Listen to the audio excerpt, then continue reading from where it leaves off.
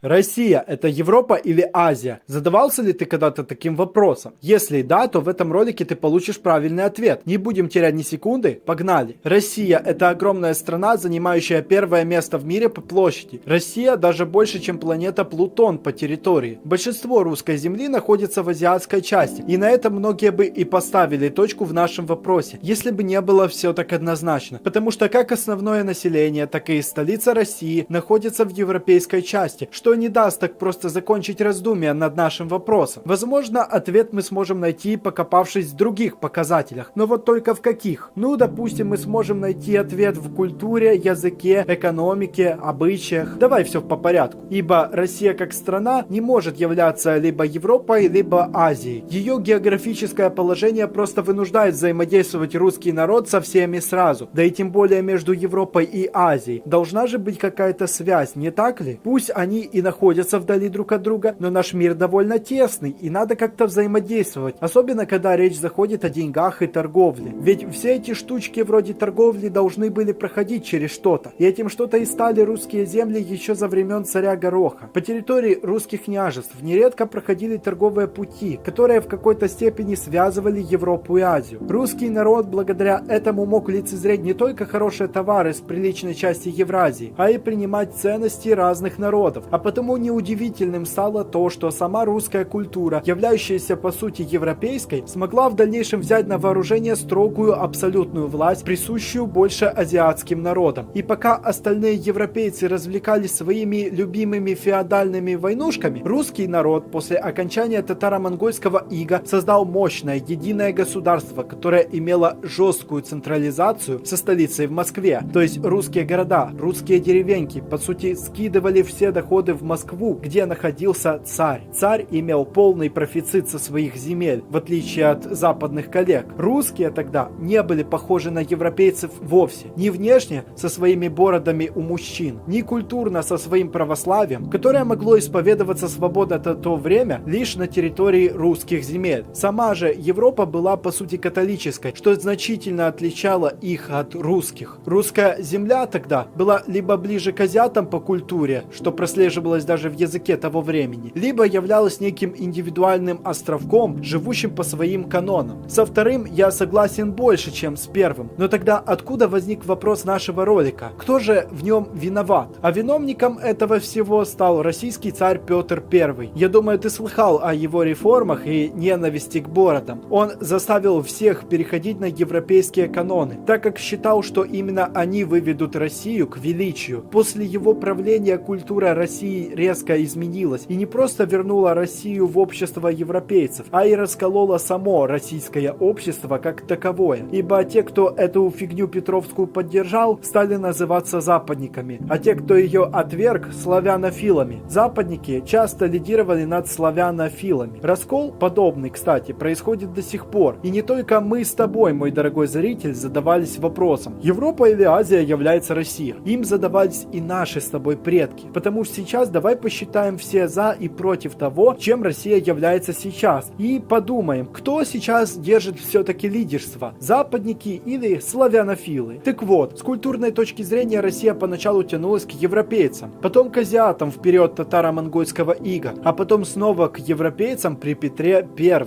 И потом уже тянулась к европейцам и до сегодняшнего дня. Возможно, русские императоры и не были бы против взаимодействовать с какими-то другими фракциями, с тем же Востоком, например, почаще, но они не имели таких торговых путей для этого. Да и на то время многие страны Востока либо закрыли свою торговлю с иностранцами, либо были захвачены европейцами, а потому выбирать России с кем взаимодействовать не было возможности. Собственный же путь Россия тоже не могла делать, так как слишком тесно была связана с Европой и во многом была отсталой страной по сравнению с западными коллегами. О том, почему так произошло, я обязательно забабахаю ролик. А сейчас мы просто признаем этот факт. И вот именно из-за него любая попытка России свернуть не туда могла обернуться катастрофой. И события Крымской войны 1856 года, когда почти вся Европа обозлилась на Россию, ярко подтверждает мои суждения. Потому в культурном плане Россия тяготела к Европе, что видно во всех аспектах русской жизни того периода. Также аргумент в пользу того, что Россия это европейская страна, можно отнести и близость Европы к большинству русского населения. Различные контакты, конечно, были со всеми, как с европейцами, так и с азиатами. Но европейцы были куда ближе, а потому русский человек предпочитал больше торговать с Европой, нежели с Азией. Ведь она ближе и перспективней. Там они более развиты, и у них больше выручки можно было получить. Закудалый на то время Восток никого не интересовал, и никто даже не стал его рассматривать всерьез. Рассматривали его только какие-то отчаянные авантюристы, и некоторых из них, кстати, ты явно видел в географических названиях России на Дальнем Востоке. Но давай продолжим. За то, чтобы считать Россию Европой, говорит и то, что у России схожая религия и участь великой державы на протяжении долгого времени, что тоже было свойственно многим западным державам, а не восточным. Ориентация российского государства на восток возникла лишь на фоне недавних событий в Украине, которые лучше рассматривать в отдельном ролике. И вот сейчас у тебя, мой дорогой зритель, явно возник вопрос. Неужели у тех, кто считает Россию Азией, не найдется аргументов? Ведь если судить по моим суждениям, то у тех, кто считает Россию Европой, слишком уж много аргументов, и их невозможно перебить. Но знаешь, у тех, кто считает Россию Азией, все-таки найдутся аргументы, так как западное общество не так-то уж и принимало русских к себе. Ибо одно дело видеть, как Россия стремится к Европе, а другое то, как Европа стремится принять ту же Россию к себе. И так как мы уже задаем вопрос, кем является все-таки Россия, то можно понять, что тут не все так гладко. Даже сейчас у многих западных стран осталось предвзятое отношение к русским людям как таковым. Они, то есть западные страны, никогда не считали и вряд ли будут считать русских за себе равным. Потому что считают российский народ таким же, как его показывают в Голливуде, а именно очень страшным, строгим, пытающимся разрушить их идеалы. Азиаты же не относятся к России настолько страшно. Во многом они даже готовы делиться с Россией всем, начиная с технологий, заканчивая рынком сбыта. Их и Россию объединяет жажда реванша перед европейцами за старые времена, когда западный мир их одолел. Потому это можно считать как аргумент связи между Россией и Азией. Так же, как аргумент можно считать и тот же абсолютизм. Жажда сильного владыки, который придет и порешает все проблемы, сохраняется в России и до сих пор, пусть и в более легкой форме. А ты уже помнишь, что это больше азиатская привычка, чем европейская. Она довольно весомая. Также немаловажным фактором является и современный курс России, который склоняется на дружбу с Китаем и Индией, и тем, что времена, когда существовала только Европа, остались позади. То есть этот курс будет продолжаться, я думаю, еще долго. И вряд ли Россия собирается с него сворачивать. Ведь во многом патриотические настроения в России набирают популярность. И смогут ли славянофилы вообще вытеснить западников, покажет время. Ну а сейчас давай наконец-то ответим на наш главный вопрос. Европой или Азией является Россией? На данный момент скорее Европой, чем Азией, так как больше аргументов говорит за этот вариант. Например, та же культурная близость и экономические связи. За азиатский вариант тоже есть аргументы в виде жажды реванша за прошлого, но они пока недостаточны, чтобы перебить европейские аргументы. И как оно все будет двигаться дальше, покажет время. Ведь перестроиться с одного вектора отношений на другой никогда не бывает просто. И на это требуется много лет. Вот Петр I пытался перестроить все быстро, а в итоге появился раскол, который держится и по сегодня. Потому нужно очень долго ждать, чтобы все работало как надо. Ну а чтобы мой канал работал как надо, не забудь поставить лайк этому ролику, если он тебе понравился. Спасибо, что досмотрел до конца, и до новых встреч.